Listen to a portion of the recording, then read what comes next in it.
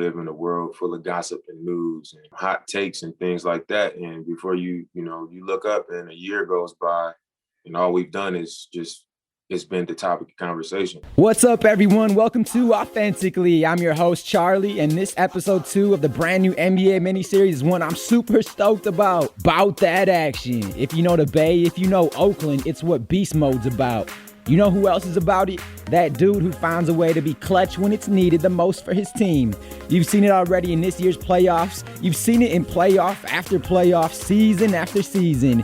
You know what time it is? That's right, it's Dame time. Damian Lillard has sunk game winner after game winner and still finds time to be loyal and true to his family, his loved ones, his community. The 6-time All-Star, 5-time All-NBA, 2013 Rookie of the Year, and hip-hop artist, aka Dame Dollar. He puts his money where his mouth is. You know what I respect about Dame is that loyalty and his realness. He's not afraid to speak his mind and to say what's on his heart, which is why it is with great excitement to have this next guest on episode 2 of this NBA miniseries, Authentically, where I started this to talk about exactly that.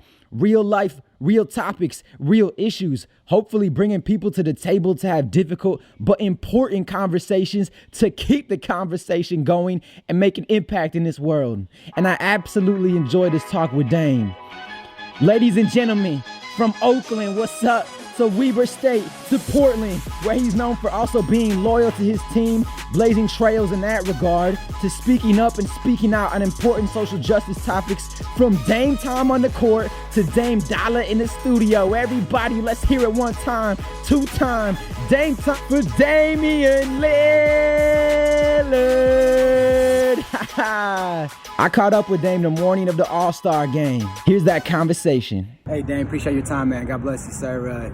I'm just wondering, it's been a long time since 2020, it seems like, but just what is your vision and what are some of the lessons you've learned in regards to racial inequality, social injustice, to continue the conversation so it doesn't become just a trend, Dame, it doesn't become just, the 2023 Black History Month thing, but an everyday thing?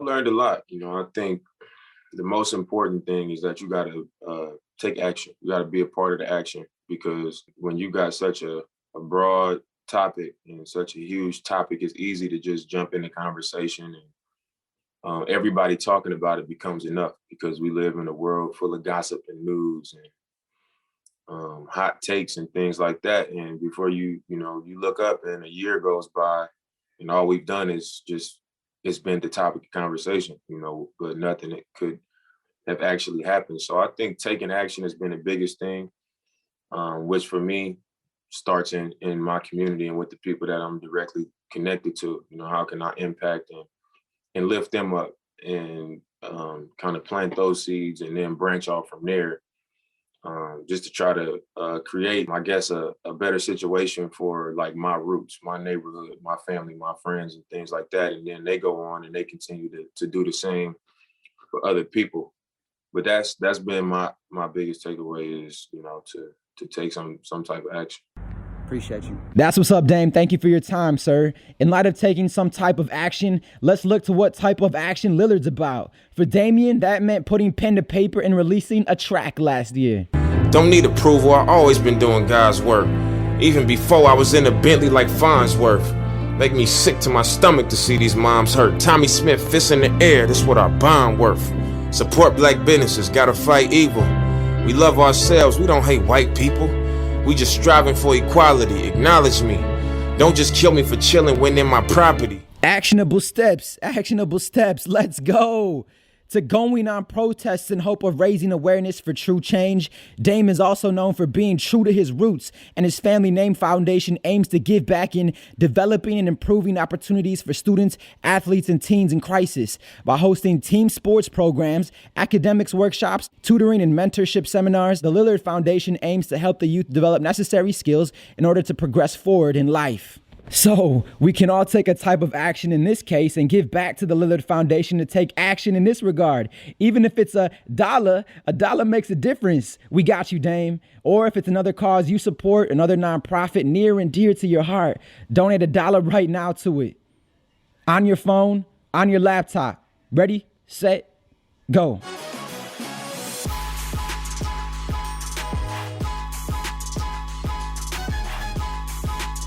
I'm serious, man. I'm not playing around. We all have $1 to donate. And if you don't, then please say a quick prayer for that organization that's on your heart or mind right now, that they will be blessed and used to make an impact for good in this world. Actions speak louder than words. If you say something, you better mean it. Dame's bout that action. It's an Oakland thing. Being from the Detroit area myself, where thank God you could say I'm a hybrid, being able to relate and understand different races, different people, different groups, where my grandfather, who was Caucasian, was passionate about building bridges between the inner city and the suburbs, embodying race relations and dedicating his career to it before it became a thing in 2020. Where my Filipino side, my lovely Lola moved my whole family when my dad was 8 from the Philippines so my Lolo could pursue the American dream and work for Chrysler as an accountant. It's in my DNA to walk the talk, let my game speak, if you will, that Detroit hustle.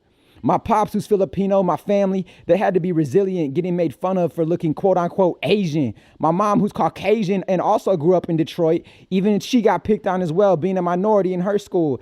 To today, where I've experienced prejudices and people having preconceived notions about me before even knowing who I am. It may smile to my face, but talk behind my back. I've seen people's true colors, man. I've been betrayed by so many people who I once considered a best friend. So for me, the phrase actions speak louder than words has taken on whole new levels of meaning throughout my life. Because if you're going to say something, you better mean it. Dr. Martin Luther King Jr. said, darkness cannot drive out darkness. Only light can do that. Hate cannot drive out hate. Only love can do that. I've learned to turn the other cheek, to show love, and to grow as a man of God, a husband, a leader. And the only way I know how to do that is by serving you, serving others, because that's what Christ did for us. He is the ultimate example of how to truly love others who've wronged you. Love is a powerful tool, a powerful weapon to drive out darkness and spread light.